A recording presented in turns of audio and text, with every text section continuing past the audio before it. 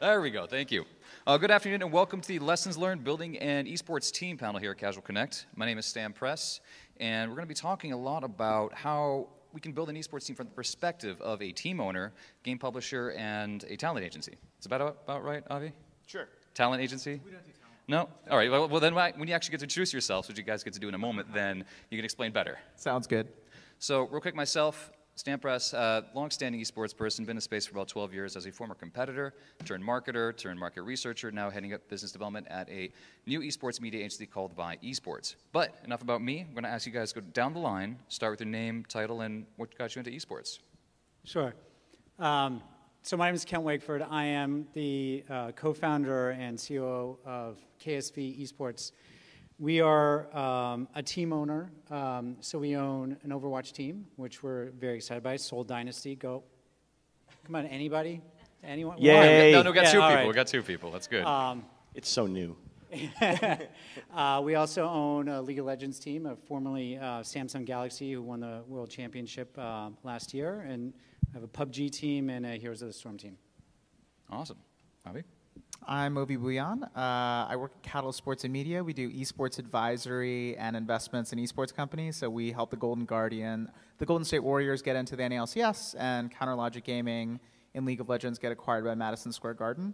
And then before that, I ran league operations for Riot Games, day-to-day operations for Riot Games, LCS for about 3 years. Hi, I'm Robb Chiarini. I'm the head of esports at Ubisoft for NCSA, all the Americas and such. And I know Stan loves the story, so he's making me tell it. But I've been in esports long before it was esports. I've been doing it since, I don't even want to talk about 20-something years at this point. As a player in the community, I actually was developing tournament structures and cool things before other people were thinking about competition.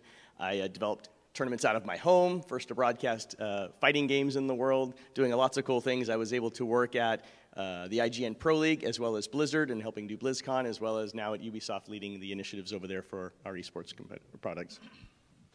Awesome. So you can see that we actually have a really good range here. Now, because Overwatch is really the hot topic discussion lately, Ken, I'm going to start with you. How did you consider, can you tell us a little bit why you even chose Overwatch? What was the whole conversation about from the first idea to where it is today? Like, I'd love to hear about that. It's just got to be such a fascinating story. Prior to getting into esports, I was at a game company for just about 10 years, and we saw the rise of esports. We just saw this phenomenon growing. Similar to when we got into gaming, we saw the rise of Facebook and then the rise of mobile. We see this current kind of upswell in esports. Like, you guys have been around the space for a long time, and we see these numbers that are out there in terms of the hundreds of millions of people, engaged in esports. And for all the Newzoo projections that are out there, I'll say that my prediction, they're all wrong. Absolutely wrong. And that I think... Like in a good way or bad way? I think if you look at Newzoo predicting esports will hit 600 million people, 600 million viewership by 2020, I think they are at least 50% short. I think we will be so much higher than that. And it's all the innovation that's happening. I mean, that's what's so exciting. And so the opportunity for us to come in and be part of the Overwatch League was exciting for us, something that we absolutely wanted to do. For us to acquire the Soul franchise was a dream come true, kind of at the birthplace of esports. But it's more important about being part of this, being part of something that most people are just starting to become aware of, unlike some people who have been around it since its birth. But this is a tidal wave that is growing, an absolute tidal wave. And so whatever the projections you look at, I think it's all going to be higher. Got it. And you can tell us a little about why you chose Seoul as your core city. So I think there's a couple reasons. One, as I mentioned before, Seoul is the birthplace of esports. If you spend time in Seoul, esports is part of the culture. It has been kind of brought in the same way that going to the movies, people will go to PC Bongs, they'll go watch esports. So it's part of the culture, which hasn't quite happened in the US yet. Dedicated fan base. We had a fan event just going away for our team, had a big ballroom, 1,500 seats. We sold out in 90 seconds. There is an incredible, passionate fan base. So you have a culture that's accepting of esports, you have a giant fan base, and then I have to mention it, like, you have the most rock star, awesome players in the world. And we can see that because half of Overwatch League is Korean players. I'm always curious that the London team, I think, is entirely Korean, as well as Excelsior maybe. I have to double check. Please check me if I'm wrong. Makes sense for you guys because you are based out of there. Now, when it comes to other games, what made you think about League of Legends, PUBG, Heroes of the Storm? So we knew going in that we wanted to have a League of Legends team, and then the question is what was the right team, right? You have a very different league structure, and we decided that we wanted to have a team in Seoul because that's where our base of operations is, and for us, the Samsung Galaxy team, they have an incredible coaching staff, amazing players, and they're just the best. Well, they've proven it time and time again. Well, that's fantastic to hear. Any thoughts on other games you're going to look at this year? So for us, we're making a big push with PUBG. It is, whether it's in Korea or in China, there's so much growth. And I think you'll continue to see that growth throughout 2018 and beyond. And it's just taking shape. The tournaments, the leagues, the players. So big focus there. And then the other area, since we all come from, or everyone from Kabam comes from mobile gaming, we're very interested in the growth of mobile esports. And we think that that can be the next big catalyst, especially when we talk about viewership. Everybody has a phone in their pocket. It becomes more accessible. And as soon as that's fully unlocked, it's another kind of major step forward in the world of esports. And you see mobile as an option or a future for both games and viewership? Absolutely, 100%. And any games we should keep an eye on there? Doesn't have to be one of yours. You can totally pitch one of yours too. No, I mean, right now we're not in any of the mobile esports games. I think, just look at China, right? It's Arena, Valor, and everything else that's happening. 100 million DAU, that's a third of our country right here. And once you have that type of scale, it makes for amazing potential spectator sport. Awesome. So I have a question for you because I'm really curious about how you helped get two major teams into the LCS. Can you help us understand a little bit of what went into the franchising program there? Or is it like they called it a partner program? Yeah, so I think coming at it from the publisher perspective, I think publishers so Riot and Blizzard in particular are sort of the first ones in this most recent version of esports to try and take the plunge towards the franchise model. They were basically just looking for good partners who they thought could scale with their vision for the league. So that's, getting some of the basics right that a lot of esports teams can't get right, like paying players or, being able to have sort of like a functioning infrastructure. But then obviously that's a pretty low bar to hit. Beyond that, visions for geolocation, marketing, ticket sales, understanding broadcast rights deals and how to negotiate them. There's actually a lot of synergy. Kent and I were talking about before the panel. There's a lot of synergy between traditional sports teams and esports teams because a lot of the revenue centers, esports teams have done a phenomenal job of connecting with the esports fan base, and they obviously understand how to speak to that audience better than traditional sports teams do. But traditional sports teams have a lot of experience with these revenue centers like, ticket sales, merch, building arenas that, esports team, they're just starting to dip their toes in the water or just getting started. Got it. Well, I'd love to ask you about that you see some teams are still struggling with that infrastructure. Can you help illuminate a little bit what that looks like and how you guys figure that out? Because if that's the low bar, then how come everyone else is still messing that up? Yeah, I think a lot of it comes down to sort of personnel and leadership. So I think there are a lot of team and resources probably. So having the resources to actually be able to pay players and take care of things is important. But you also need strong leadership and infrastructure so that people sort of understand how the organization should be working, how to take care of logistics, make sure that you're building a brand, make sure that you're competing on the field, make sure that you're growing revenue, being sell sponsorships, things like that.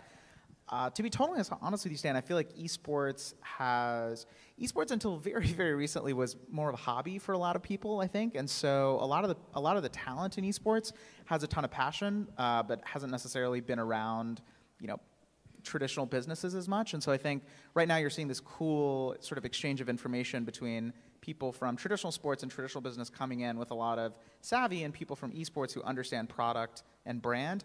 and sort of trying to find the best melding of those two, right? So I've talked to organizations that are hiring a COO who they feel should absolutely be like from traditional sports. They don't care if they're a gamer.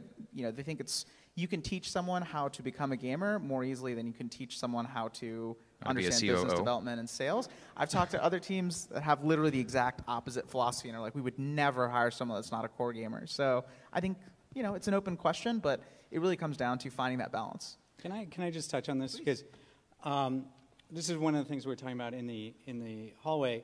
Whether you call this Esports 2.0 or the second league or third league or wherever we are. Right. It is this infrastructure that's being put in place, both at the league levels, everything that Blizzard is doing, which is incredible, everything that Riot's doing, which is incredible, the other leagues that are coming in place. But on the team side, you have these team groups who are sophisticated, who know how to put on events. So when the next season of Overwatch happens and you're now seeing games in Dallas and Houston and San Francisco, and they're in their arenas, you're going to see these teams that are going to actually bring events to life, that are going to innovate in terms of what does it mean to go to an esports event. And you're going to see on the broadcast side, as the numbers go up to buy the broadcast rights, innovations in broadcasting. And all of that is just going to broaden the audience. And I think that's where we are. And it's this we're in the next season or the version 2.0 of esports today, and it's exciting. I think we look at that as the third or fourth wave. I have to double check who the academic researchers say in the space. Yeah, I was just saying, it's definitely several iterations. I mean, if you really look far back, right? You know, esports is just a term. I talked about this in an earlier panel. It's just a marketing term that we use to describe the phenomenon that is these online games and competitions, right? And so, you know, because every league is a different sport, right? The Overwatch League is very different from others. And back to this iteration, and part of the franchising and the testing these things is trying to help build that infrastructure and stability for the teams on both sides. From a publisher perspective, a franchise is appealing because we're talking about a team now that's invested in our league and is able to stay there, right? And then we're creating sustainability for them, creating the opportunity for them not to get relegated, not for them to drop out, so they have consistent programming and content that they know they can build off of, right? That's why that model is there. It's a self-fulfilling, perpetual cycle of you're here, we're able to commit to each other and be able to move ahead. And so that's why you're going to see more and more people eking into franchise-type models and looking at how we can do that, whether it's on a revenue share or it's stipends or whatever those relationships are to help secure those opportunities for the teams. Is that something that Ubisoft is looking at? Yes. Of course we're looking at it. Like, so, you know, I don't think anybody's a fool. Like, we're, you know, from our own standpoint about our maturity at the level of which our Rainbow Six Pro League is at, you know, this is our second year, starting our third year of how we're changing the scope of that program to help accommodate that. And then behind the scenes, like, we're obviously looking at all the other franchises, what are all the other leagues, what they're doing, what's best practices, how can we incorporate that into our model and fit for us. So absolutely, we're looking at how we can best serve our teams and opportunity. And you can tell us a little bit more about the success that Rainbow Six Siege has seen recently. Ridiculous. It's far above our forecast and expectations. You know, I'm a low baller to begin with. I'm like, you know, let's hope for the best, let's expect the worst, and like, you know, be able to move along with that. And by leaps and bounds, the program has outperformed in every aspect. Because a lot of what we've seen is at launch, there was a little bit of roughness, but since then, you've already eclipsed well above your launch numbers. Oh, yes, we have by far exceeded. I mean, we started with 4 million players. We're at almost 29 million players now globally. It has been just a steady stream, and we have our little tiny dips and valleys through time, but it's just been a steady progression of activity in every aspect. Our viewership, our playership, our monetization, everything about that is holistically moving upward, and it is exciting for us and allowing us cool things. It's hard to overstate how rare that is. Normally you see a hot launch and then it either tapers off, or a hot launch and it builds, but rarely do you see sort of like an okay launch and then extremely exciting growth years after the fact. I mean, the line kind of looks like a little, and then it just keeps going up, and it's on a straight trend in every aspect of every metric that we measure. It's been amazing. Like, it's best case scenario. Thank you. Whatever it is you believe in, it's wonderful. I mean, I think that if you do right, the game has to be solid. People have to enjoy it, right, first. And then with that, we've been able to build a mechanic and evolve the meta, and then along with that, viewership is expanded. All the different things have come into play at the same time. This worked out really well. So I love this hot launch and hot mess analogy that we're going to start working with here. Quick question on the league for Rainbow Six. how did you guys look at the viewership? How did you guys look at the content? Was that something that came more from the game mechanics being updated, the meta being changed, or was that more production or content, or was that more working with the teams themselves to create more structure and experiences? So initially on, because we started from scratch, right? There were no teams, no leagues, there were some community events. And so we looked at what is our marketing strategy for the game? What are the goals with, we'd like to have a competitive scene, right? How do we foster competition? And what are our marketing, our pulse points around the content and production of the game? And so we looked at how best to marry those together, and we came up with a multi-season structure that followed a major pulse point. We'd have a live event, our season finale, the weekend before our DLC would be revealed. So we'd highlight it there. We'd have a big pulse point around competition. These are the greatest players. Also look at this upcoming content that's available Tuesday, and that just keeps re-spinning the wheel for us for the next season and re-spinning the wheel for the next season, and able to allow us to get to that point where we had a big invitational event in February that kind of capstoned the year as well as looking ahead for the next year. We've completed that once now, and we're coming up on our final cycle for the final for February, and it's been great. So it was a marriage of what are our plans, what is our content, how does the meta shift, because each season those new operators and map that we would introduce would update the meta and change that in some way. And so we gave them a little break and then started anew. So keeping it fresh, keeping new content that was meaningful, not just content for the sake of content. You know, skins and things are great, but here are new operators that are going to change the way you play the game and change your lineup potentially and carry it on without disrupting the entirety of play. Because we often see a marketing push for games that still use esports as a marketing strategy. Can you tell us a little bit about how you guys look at esports? Is this something that comes from a marketing budget? Is that something that comes from an engagement or retention experience? How do you guys look at that? So I can speak on many fronts for this. So like just in the industry along the lines of that is it's almost always viewed as a marketing type expense, I feel. In talking to all the different orgs and the people out there, it's something that we're using to perpetuate the game, right? We're hoping it's competitive, it's multiplayer. This is one of our engagement and retention and acquisition tools all at the same time that we can do. If you're fortunate enough to be able to be considered a competitive game, you can leverage that and support that, from community to creating your own league and doing something like that that allows you to have a continuous message of content and activity around the game that then highlights our heroes, right? These are our ambassadors, these players, showcasing this great talent, allowing them to do something meaningful as well, and putting that all together in a message to the community, I think is amazing. Oh, wonderfully said. And you guys have relationships with a lot of the major teams, or is it just a lot of smaller groups right now? So for us, this is a wonderful, wonderful time.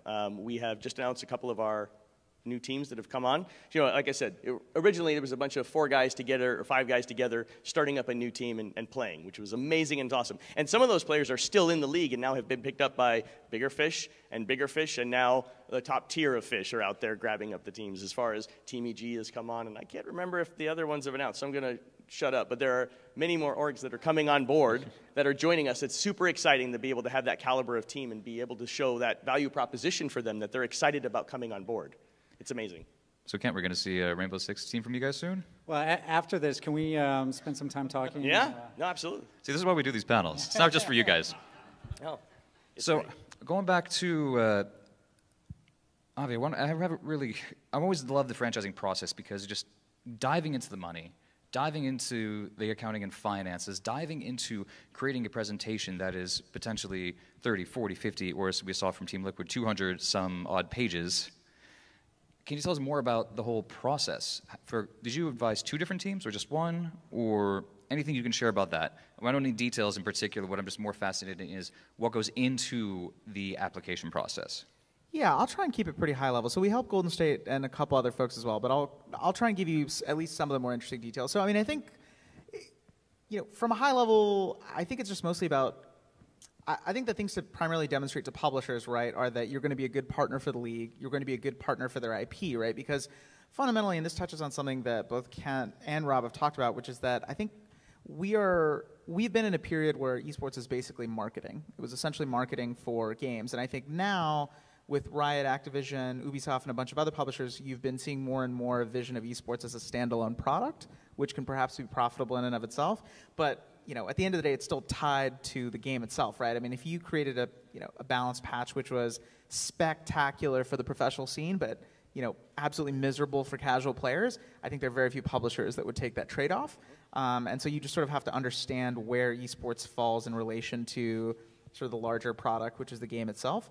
I think one of the things that you try and do as someone who wants to join on into a franchise is just sort of demonstrate that like you understand that trade-off, you are invested in the vision of growing esports as a standalone product while understanding the trade-off that the publisher has to make, and you can deliver value. I think fundamentally that's the most important thing, is like, what is the value that you can deliver? Because to be totally honest with you, Stan, like there's a lot of esports teams out there. I mean, when you go to an event, I've been in esports for close to a decade now, and at every MLG event I go to, every qualifier I go to for COD or CSGO, I find at least 2 teams I've never heard of, right?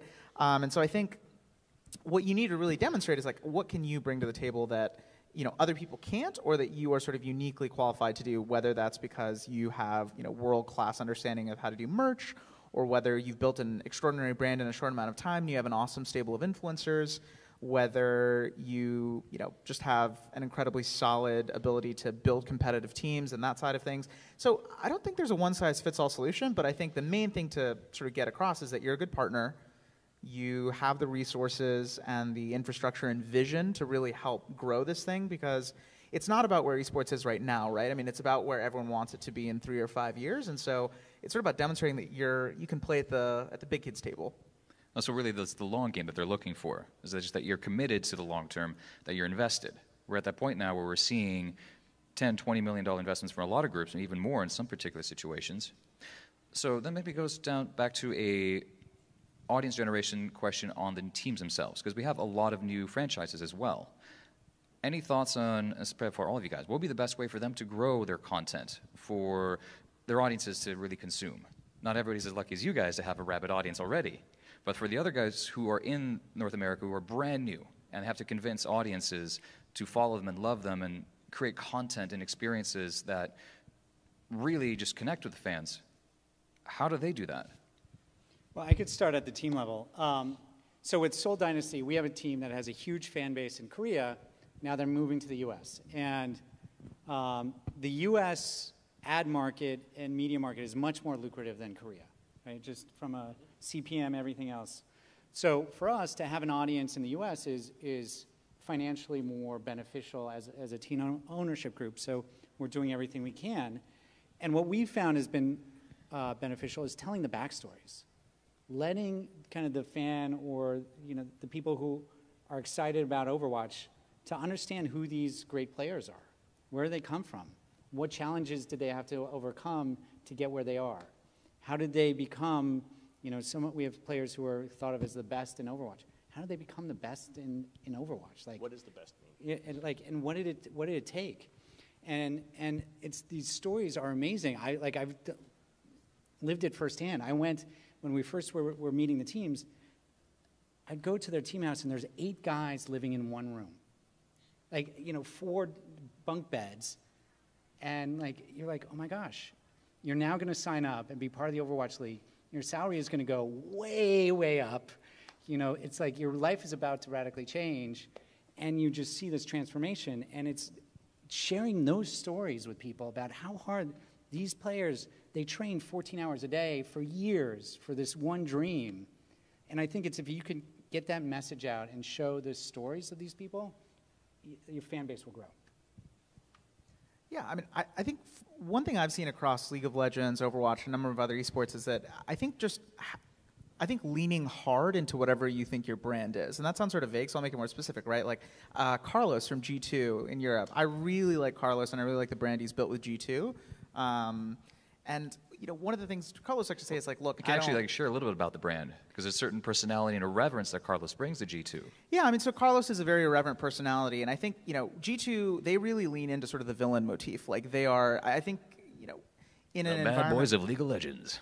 Right, the heel, exactly. And I think a lot of people I see a lot of sort of fuzzy esports brands where it's like, oh, we're like friendship and winning, and we've got like cool designs, and we've got this.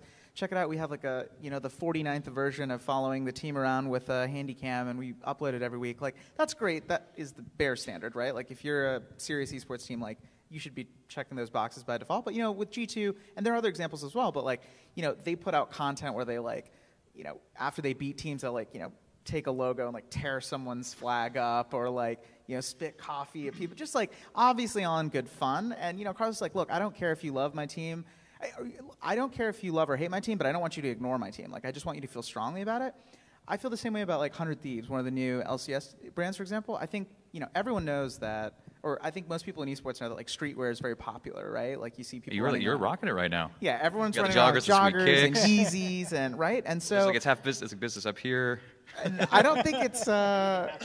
There you go. And so yeah, so look, I think a lot of people know that. I don't think that's a particularly like brilliant insight, but they leaned hard into it, right? Their logo is sort of like the graffiti scroll 100 Thieves. Their merch is like very inspired by like a lot of streetwear trends.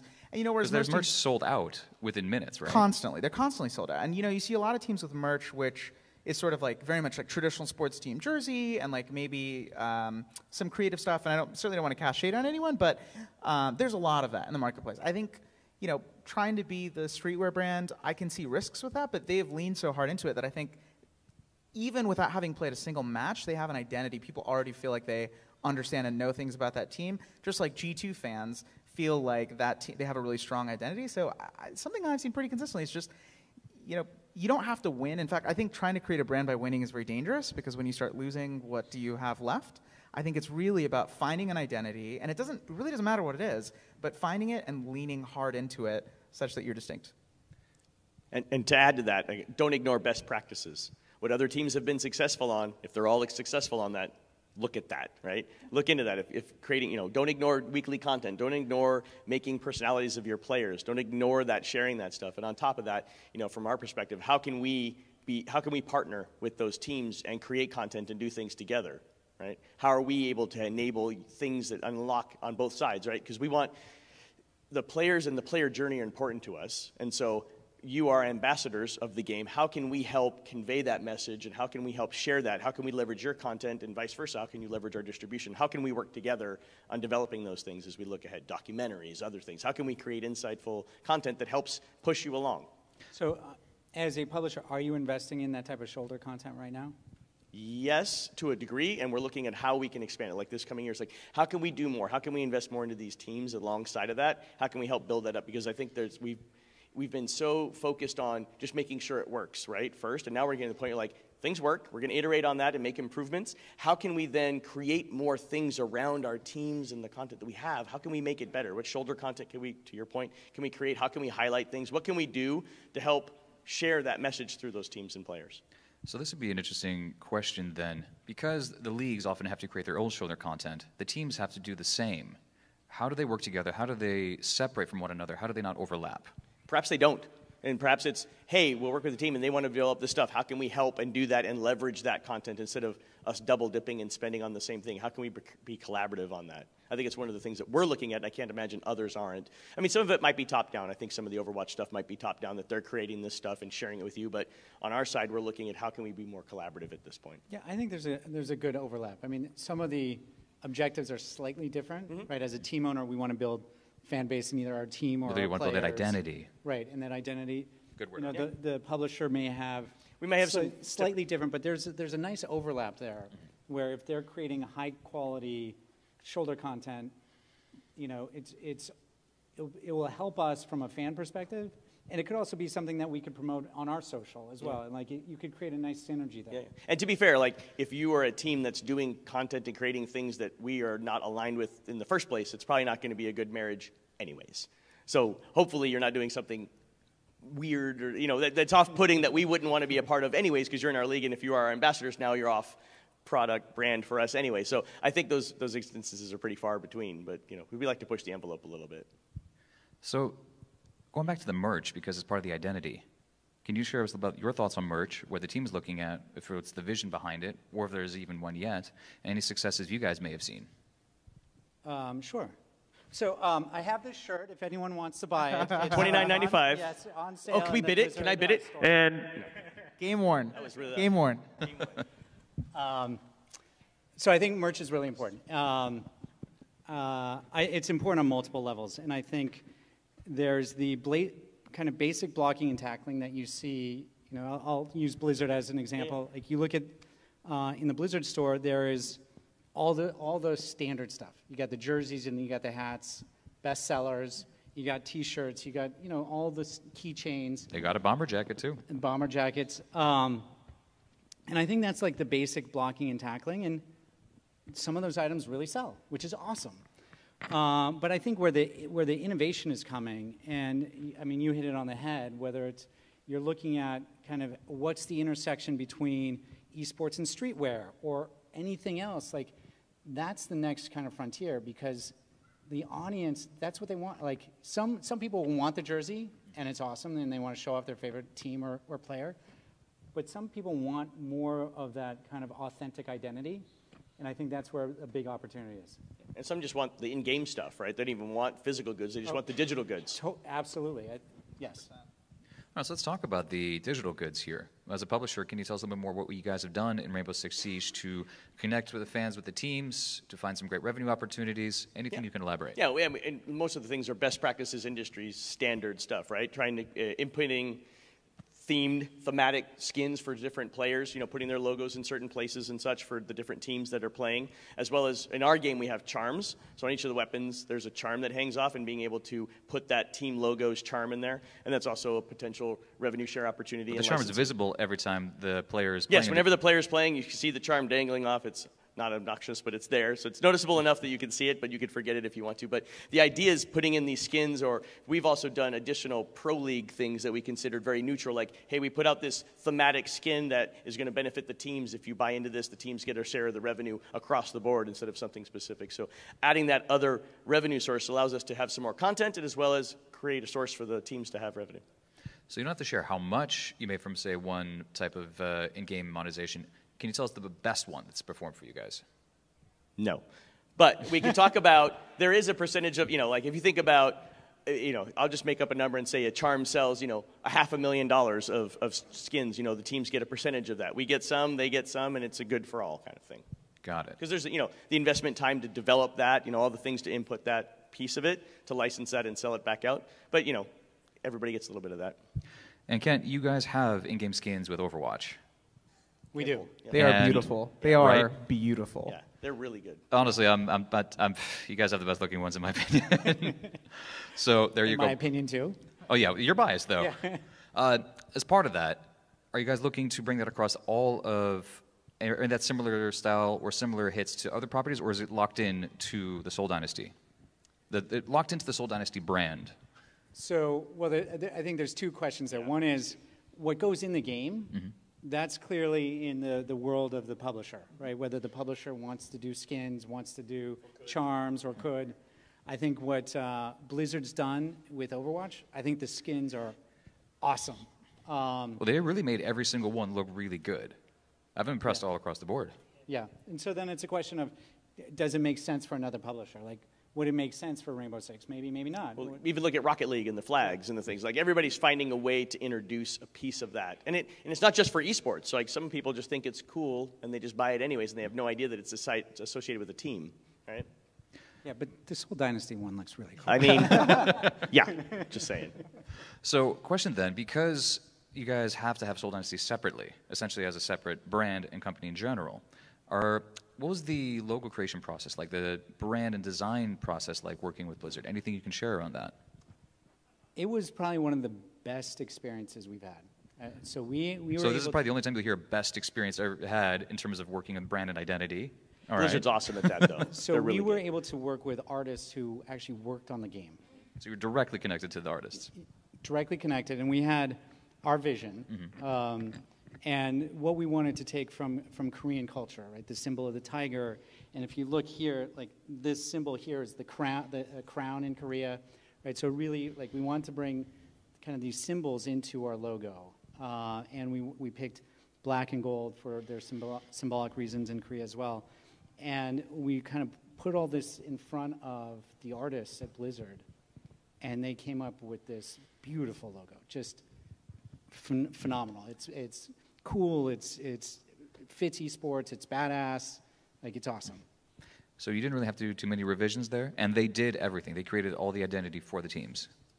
It was offered to all the teams, and I think almost all the teams, if not all, used it, but I'm not 100% sure. Mm-hmm. I think we went through 3 or 4 iterations as we were kind of landing on the tiger. But through that process, they were just phenomenal.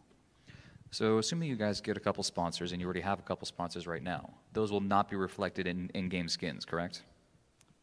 As of right now, the sponsors will not be in the in-game skins. But that may change? It's really up to Blizzard. Like, it's up.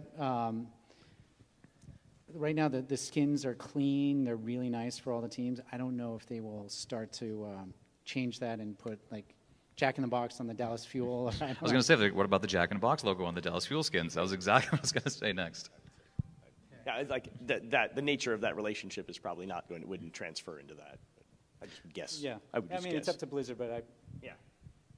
So in terms of the sponsors you have on board, can you share who they are? So the only sponsor that we've announced so far is Netgear, which has been, who's the title sponsor of Soul Dynasty, and they've been a phenomenal partner. We will be announcing next week another partner, and then the week after another one after that. All right, so back to back, good work. Yeah, it's fun, and there's a lot of excitement. Got it. And any thoughts on what you guys really want to give back to the sponsors? Is it something more, is it custom content, branded product? What are some of the offerings that you'd want to bring to a sponsor? So, and this could be a whole conversation. I think it differs sponsor by sponsor, right? If they're endemic, if they're a brand, are they looking for just awareness? Because there's obviously, certain things like their logo on a jersey. With Overwatch, there's some green screen real estate in the actual gameplay. But then where the real interesting opportunities come about, streaming content's one. All of our players stream, and there's, especially if you're, a type of company that would be in the kind of viewpoint, so a peripheral or something else. Lots of visibility there. We have a whole video production team and social media team that's creating VOD and IRL video weekly. So we're doing videos with the players behind the scenes, and we can incorporate our brands into those. And then the last thing that we're doing, and this goes to some of the points that we were talking about, is on the content. We are doing our own video kind of series or mini-series brought to you by the various sponsors of whether it's behind the scenes. We haven't got to the ripping up competitive, other teams' flags or anything, but, creating content, brought to you by the sponsors as well. So really leaning into video, social, and then, obviously kind of the standard, sponsorship placements. So because you guys are a Korean-focused group right now, any K-pop relationships you can share yet? Please no. Please, yes. Please, yes. Oh, I'm sorry, Rob, you might not have this one. I'm about up to here with the K-pop. So the answer is nothing to announce yet, but it's 100% something that we are looking at. I am have no sorry, doubt. but I have no doubt. It was about 3 months ago. There was a K-pop and esports festival in Hong Kong. Yeah, in Hong Kong, yeah. 2 days, sold out, tens of thousands of people. Like, that's awesome. Like, you get the best esports players, cool music. People get to celebrate everything they're passionate about. Can the players dance yet? Oh. On a keyboard. Yeah, no, but if we as a team owner can work with, people within the K-pop space to unlock that, I think it's great for both the musicians as well as the professional athletes. Because it's also, we have to remember that in Korea, gaming is so pervasive and so connected that it's like, we do know that a lot of K-pop stars grew up playing these games, and some of them still do. Oh, so absolutely. I mean, you go back to StarCraft. There are people who were professional StarCraft players who are now K-pop stars, right? I mean, it's awesome, right? So because we've been so focused on getting the team set up, we haven't really spent that much time there, but 100%. Well, also, So you want to see stuff like that? I have to think, America, we got some work to do. Well, also, too, think about some of the team owners and people who are investing in these teams are musicians and such, and I can't imagine there won't be some ties into some of those as well in some of these hierarchy teams. So, yeah, I completely see some more music ties in. And I think in the U.S., where we'll see a lot more is sports and esports. So especially NBA 2K. Europe, too. Right? Well, MLS now as well. Yeah, all the football teams, et cetera. Yeah, I think you're going to see a lot of that overlap in the U.S. 100%. Yeah, to some extent you already have, but I agree. I think it's just an accelerating trend. Got it. So, Rob, question for you then, as a publisher, how would you work with the brand per se? Because you guys want to find some ways to, and every publisher looks at it differently. Is it a purely marketing expense, or do you want to start looking to bring in advertisers and sponsors just for you guys to help offset some of the costs? Yes.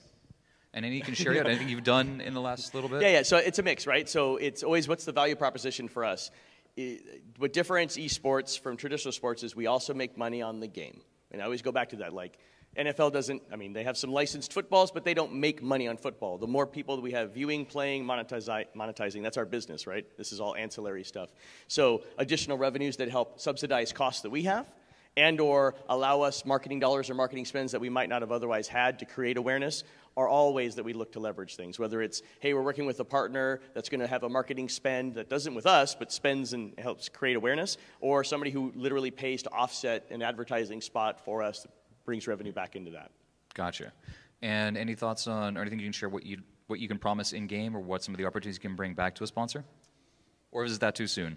Yeah, I mean, there's certainly discussions, and for me, it's always around what do we want to do? What is the brand, and what's an organic, natural fit to that? I don't like just jamming a logo. Me personally, this is my take. I don't like just flash an ad, jam a logo, have a tweet, and a mention. Like, I think those are very unnatural, right? I want to find organic, systemic ways that we can create content. Turtle Wax is one of the best examples in recent history of like a brand that you would be like, the Turtle Wax, like what my dad uses, Turtle Wax.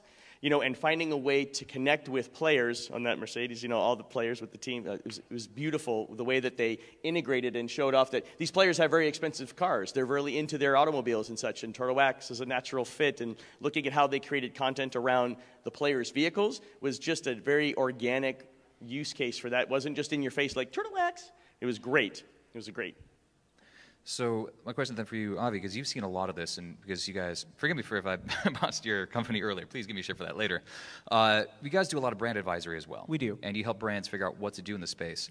Anything that you can tell us what you've commonly mentioned, or some questions that brands often have?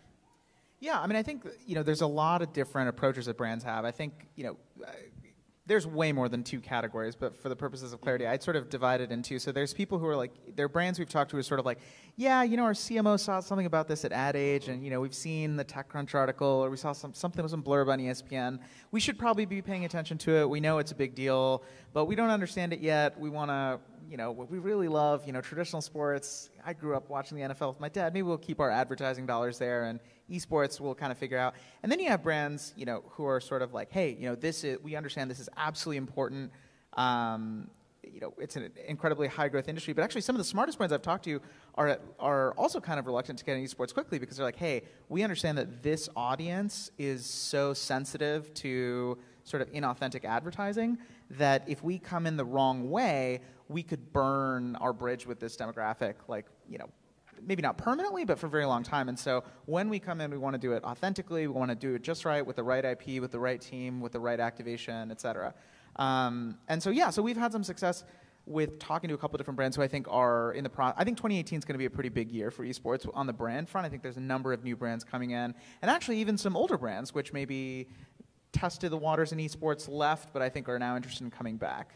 And they activate different ways, right? They might activate on the league publisher level, or they might activate on the team organization level or player level. I mean, I see that coming. I see a world at some point, like traditional sports, where you're going to see certain players having certain sponsorships and things like that. Very Michael Jordan of us, right? Yeah, I'll make another prediction here. I predict that every month in 2018, we will see another brand who hadn't been in esports before jump into esports. Now, it's an average or literally every month? I think every single month we will see something. Pretty safe prediction. Yeah. Yeah, because we're seeing so much the fact that a lot of leagues are now giving that consistency and that scale that we often talk about. As a media agency, we often have to look at the space of how do we solve the scale, the fragmentation of the space, how do we bring sponsors in? And we run into those same questions of safety, violence, fit. But also you raise the right point, that is the right time. It's always great when a brand is savvy enough to recognize that they have to be careful with the messaging to make sure it fits. So I'm curious if you guys have already had these discussions with a couple of brands, but you already have 3 lined up. Anything that you could help anyone else who's looking to build a team, what should they know when they want to talk to a brand? And I would say that's our responsibility, is to educate. Agreed. Our job is to educate. When we talk to a brand, when somebody comes up going, I want in, or I think I want in, it's like, let's really sit down and talk about what it is that you want, what it is that you could get, and what I have to offer you. Because me as a publisher in my title might not be a great fit, but I might be able to steer you towards another title, right? Because like, there's laws, there's things, whatever internally rules and regulations that they may want to abide by that might prohibit them from partnering with a violent game or a mature game or whatever the case is. And so it's our job to talk about educating the space as best we can. We're not paid to do that for them, but it's in the best interest of everyone to be able to do that, because setting expectations is so crucial. And that goes from investors to brands to anyone. I will say there is an increasing sense in the conversation that I've had with brands over the last 3-4 months in particular that if you don't at least have a thought on if you don't at least have a position on esports, you are left behind. You are almost, I don't know about in the minority, but certainly I think there's so many large companies, Procter & Gamble, Mercedes-Benz. These aren't, so many companies which aren't endemic by any means, which are leaning very hard into esports, that at this point, given how mainstream esports is in a lot of ways, at least in the brand world, that if you don't at least have a strategy, you don't necessarily have to be entering just yet. But if you don't at least have a thought about it, you're behind. You're so the FOMO is setting in, right? The Sorry? FOMO, the fear of missing out. Honestly, I feel like FOMO to some extent was a little bit last year. I feel like right now it's even beyond FOMO. It's sort of you're late to the party. You're actively late. Your competitors are getting in, and what are you doing? How have you sort of overlooked this, massive swath of 18 to 35-year-olds that don't watch television, that don't watch traditional sports? Are you reaching them at all? If not, we got to go where they have to be, right? Because we saw Pringles with ESL. We have Boost Wireless with E-League. Any other sponsors you guys just saw that you're really excited about, or you really like their activation from last year or this year? I said Turtle Wax. You're all set then. You're good. I'm done. I'm good. I really like that. And you can't use your own brands. Oh, we can? I was about to say. He was just going to give us the one he's going to announce. Stan, Stan. such a great job. You should do that. You should talk about that one. Tell us about that. It's next week anyways. It's already next week. It's Thursday. No, you might have some media in the audience. They're ready to go right up on. We're not. No spoilers. No Hashtag spoilers. no spoilers. They would love that first crack at it. Yeah. No, we'll have a lot to announce. Like, So I'll keep that close He's to like, the I'll tell vest you for next now. week. Yeah. Yeah, well, I think all three of us have things we probably can't say publicly. But I will say one activation, and it was actually from pretty early last year. But I really liked Arby's with E-League. Oh yeah. One of the things they did, so Counter-Strike, 5v5, terrorists versus counter-terrorists, shooting each other, trying to prevent terrorists trying to set off a bomb, counter-terrorists trying to kill them and or defuse the bomb. And Arby's actually took a bunch of pro players to a shooting range. And these are gamers in a lot of cases, scrawny teenagers who've never even seen a gun in real life, much less fired one. And they sort of took them to, in many cases, not always, right? And sort of take them to the shooting range and just, took AK-47s, all the guns from the game, and basically shot Arby's sandwiches with classical music playing in the background. And you had these sandwiches being blown apart with light machine guns. And it was great. It was hilarious. It resonated at the E-League major in Atlanta. People were chanting Arby's, Arby's. And it was just it's a little bit risky because, associating your brand with your sandwiches being blown apart by guns. And, given timing, there's probably a time at which they wouldn't run that campaign. But I think people really appreciated it. It really resonated with me. It seemed to resonate with a lot with fans. I think that's a great example of how, with this demo, you might need to take some more risk if you want to stand out, but the rewards are great. And embrace it, right? They own that. Totally. Got it. So we're coming up to the end here. Before we go into questions, we'd love just a quick rapid fire down the line. What should people look out for in this 2018 around esports? I think everyone should be rooting for Soul Dynasty. Have I mentioned that yet? No, this is the first time. Okay, all right. Unsurprising. Well, I think I've said a couple of things. I think sponsors coming in, 100%. I think innovation in broadcasting, that's happening already. I think you're going to see a lot more of it. And then innovation in the fan experience at actual events. Yeah, I think, the Facebook, YouTube, Twitch triangle, I think there's sort of a I don't want to use the word war, there's a low-key content competition happening between them right now. That is wonderfully passively said. Well done. I think it will be very interesting to see as Facebook and YouTube in particular ramp up their gaming content, how Twitch responds. But also I think something to look out for a little more forward-looking is geolocation, right? Soul Dynasty plays in Los Angeles, as does the London Spitfire, as does... and, in LCS, although the Golden State Warriors are playing in LA along with all the other teams, Riot explicitly mentioned publicly that one of the things they're thinking about is geolocation. I think starting to see teams, think about arenas, esports arenas, trying to innovate on the live experiences, fan clubs, tailgates, viewing parties, just innovating on more of a live experience outside. Because right now in esports, you're watching at home on the stream or you're in the studio, and there's really not a whole lot in between. I think you're going to see a lot of development in that middle ground. Yeah, for me, a couple things. Two of them are centered around franchises. I think you're going to see more and more leagues out there trying to eke and tweak a franchisee type model. You're going to see more announcements around team structures and franchises like that, partly due to Overwatch, but it's just getting to that point where we're all talking about it. Not just us, but just I think other leagues are going to be picking up on that and taking that. I think along with that, you're going to see a shift from traditionally esports teams have had one brand across all of their different titles. I think we're going to start seeing them split off and start to create new IPs around the different franchises. You might see a team whatever for their Rocket League and something different for their Call of Duty. I think you're going to start to see them going more of a traditional sports route from the ownership level in that capacity. And I think a desire over the next year, I think we're going to see, to your point about we have live events, big live events, and we have online. I think we're going to start to see a growth around what was like LAN centers of the days before. We're going to start seeing that baseball diamond in every park for esports. I think we're going to see more and more little opportunities for esports popping up everywhere where it's going to be more community driven, to your point, but more that baseball diamond in every neighborhood kind of thing where we're going to see more of that. Awesome. Great ideas, guys. Thank you so much. So real quick, any thoughts, any questions for these guys while you have them? And they're going to have to take your microphone from you. Yes. So, Wanda, do you want the mic back? Earlier. You'd heard my question earlier. But I've worked in games forever. I've worked a lot with getting more women into the industry. But my next interest is my 10-year-old daughter, who is a beast in Overwatch. She is hardcore. Of course, I'm very aware of COPPA compliancy and ESRB, but I really want to start an esports league team for her. But I understand those limitations. You know, I don't want her going and playing like younger games because she's just not interested in those. So I wanted to know what you guys think could be workarounds or possible futures of junior leagues, 13 and under, or some 13 and under and some, you know, a little over 13. So running professional teams, a lot of the leagues have put age caps on where we can recruit and where we can play from. So there's, in Overwatch, you have to be 18 and over. But if you kind of go down the age spectrum, there's professional, there's kind of a contenders level league, there's collegiate leagues that are forming, and I've actually met with people who are forming kind of that next level of leagues, whether that's high school or kind of below, more like community based.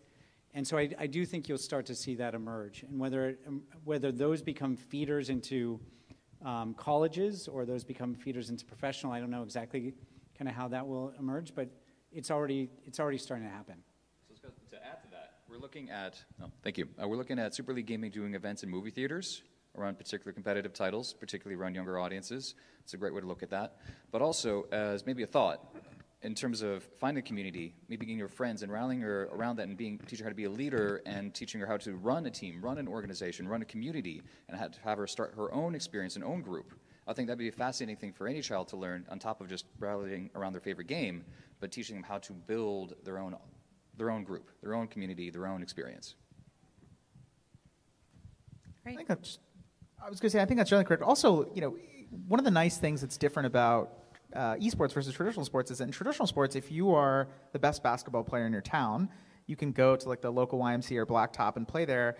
And, you know, if you're good, you'll eventually sort of figure out scrimmages or whatever against the other best people in your town. But that's sort of the upper peak of games you can play unless you travel. But, you know, if you're an amateur and you're playing on the Overwatch ladder, the League of Legends ladder, or the Rainbow Six Siege ladder, if you play for long enough and you keep winning, you'll eventually start hitting professional players. You will reach that tier where, you know, the level of your practice dynamically moves up with you. So, yes, I mean, that wasn't exactly your question because I think you're asking more about like local things and sort of community and like coaching and some of the more traditional benefits you get from youth sports, which I agree with these guys will 100% come. But from a raw competitiveness question, it's actually being a professional gamer or an amateur gamer, the likelihood of you getting discovered or making, you know, sort of improving to the point where you can hang with the best of the best is way higher, I think, than traditional sports.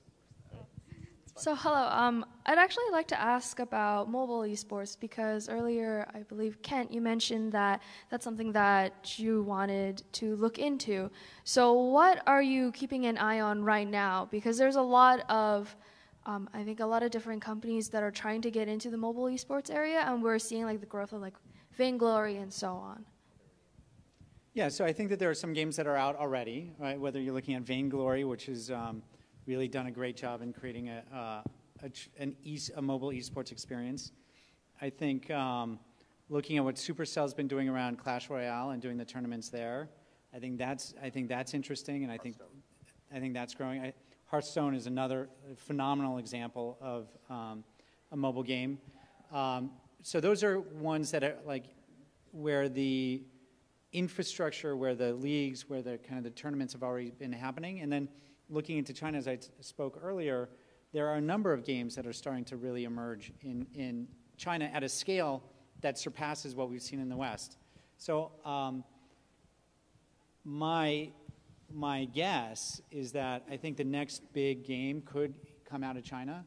I think you'll see kind of the growth of the esports games coming, continuing to grow with Hearthstone and Clash Royale. But I think that the next big one, I think, will come out of Asia. Yeah, and you've got esports comes out of one of two ways for the most part. It's either publisher down or community up, right? And there's nothing stopping any game from being community up unless the publisher shuts it down for some reason, which some do.